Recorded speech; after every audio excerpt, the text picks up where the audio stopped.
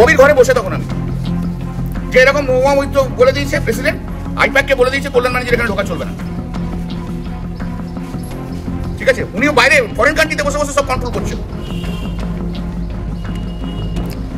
তারপরে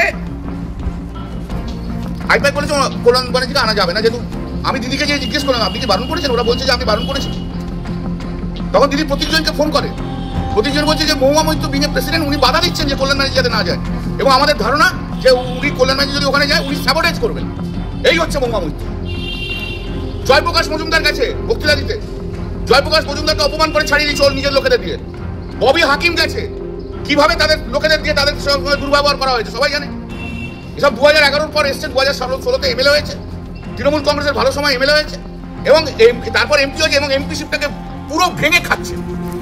এর কাছে আমি নারী বিদ্বেষী শুনতে হবে না, যে নিজে না একটা নারীর সংসার ভেঙে যে একজন পুরুষকে বিয়ে করে এই বয়সে এসে 65 বছরের বয়সের পুরুষকে, আমি তাকে মনে করি না যে একে কোনো সুস্থ মনস্ক নারী বলে।